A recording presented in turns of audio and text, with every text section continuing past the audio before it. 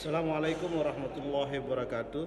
Hari ini kita lanjut di kitab adab makan, di mana nanti kita sampai pada hadis 2 ya, di makan bersama. Bismillahirrahmanirrahim.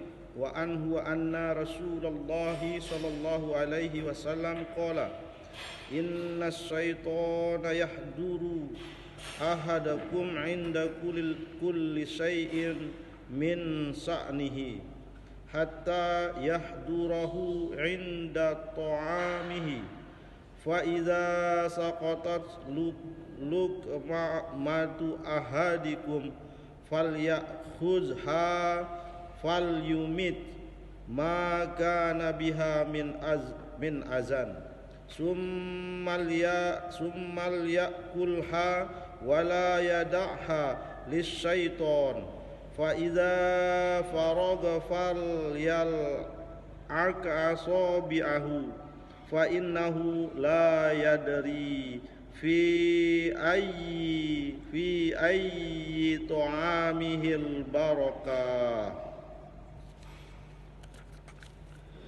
Jabir radhiyallahu anhu berkata bahwa Rasulullah sallallahu alaihi wasallam bersabda, sesungguhnya setan menyertai kamu dalam keadaan apa saja, bahkan ketika kamu makan. Oleh karena itu, apabila makanan seseorang di antara kamu jatuh, maka ambillah dan bersihkan yang kotor, lalu makanlah, dan jangan membiarkannya untuk setan. Jika sudah selesai makan, hendaknya ia menjilati jari-jarinya, sebab ia tidak mengetahui di bagian manakah yang berkah itu berada. Hadis riwayat Muslim. Pelajaran: setan selalu menyertai manusia dalam setiap geraknya. Oleh karena itu, ia harus berhati-hati terhadap tipu daya setan yang mengajak maksiat kepada Allah Subhanahu wa taala. Anjuran untuk menyebut nama Allah Subhanahu wa taala ketika hendak makan adalah untuk mengusir setan dari makanan. Wa an Anasin radhiyallahu anhu qala kana Rasulullah sallallahu alaihi wasallam idza akala ta'aman alaiqa asabi'ahu salasan wa qala idza saqatat luqmatu ahadikum falyakhuzha wal yumit anhal al-aza wal yakulha wala yada'ha lisyaiton wa amarna an naslutal qas'ata wa qala innakum la tadruna fi ayyi ta'amikumul barakah. Anas radhiyallahu anhu berkata, apabila Rasulullah sallallahu alaihi wasallam selesai makan, beliau menjilati 3 jarinya dan bersabda, apabila makanan seseorang di antara kamu jatuh, maka ambillah dan bersihkan yang kotor, lalu makanlah, dan jangan membiarkannya untuk setan. Beliau menyuruh kita membersihkan wadah dari makanan yang tersisa dan bersabda, sebab kamu tidak mengetahui di bagian manakah yang mana berkah itu berada. Hadis riwayat Muslim. Pelajaran: perintah untuk memanfaatkan setiap makanan dengan tidak membuangnya karena kesombongan, membersihkan sisa makanan yang terdapat dalam wadahnya, dan menjilati jari-jari agar berkah makanan tersebut dapat diperoleh. Nasihat Nabi Muhammad sallallahu alaihi wasallam untuk tidak menyia-nyiakan makanan agar makanan menjadi cukup hemat dan membawa berkah. Wa an Sa'id bin al-Harisi annahu sa'ala Jabirun radhiyallahu anhu 'anil wudu'i mimma masyatin nar faqala laqad kunna ramanan nabiy sallallahu alaihi wasallam la najidu misla zalika at-ta'ami illa qalilan fa idza nahnu wajadnahu lam yakun lana manadilu illa akuffuna wa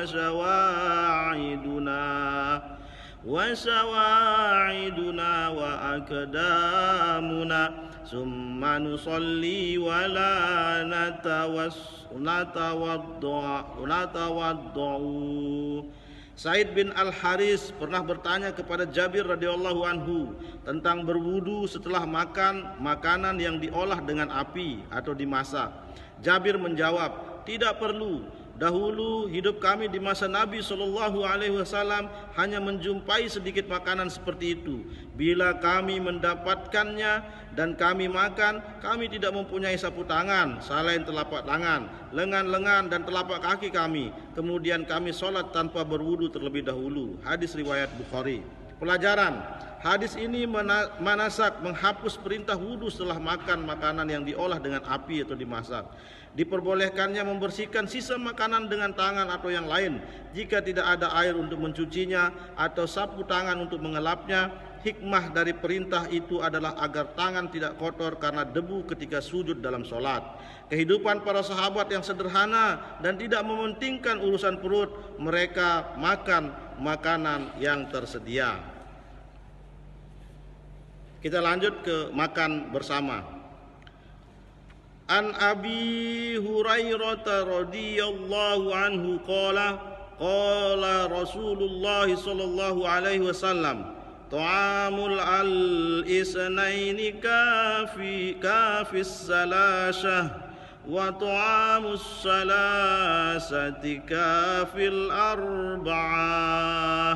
Abu Hurairah radhiyallahu berkata bahwa Rasulullah sallallahu alaihi wasallam bersabda, makanan 2 orang cukup untuk 3 orang dan makanan 3 orang cukup untuk 4 orang. Muttafaqin alaih.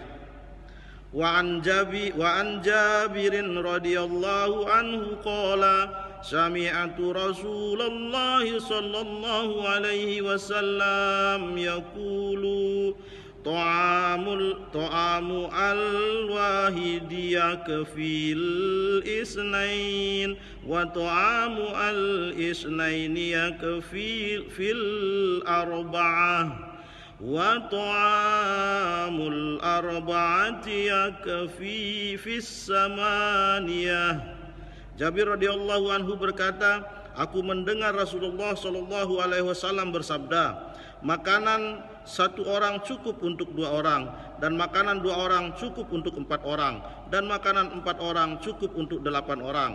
Hadis riwayat Muslim. Pelajaran, anjuran untuk berkumpul ketika makan dan tidak makan sendiri.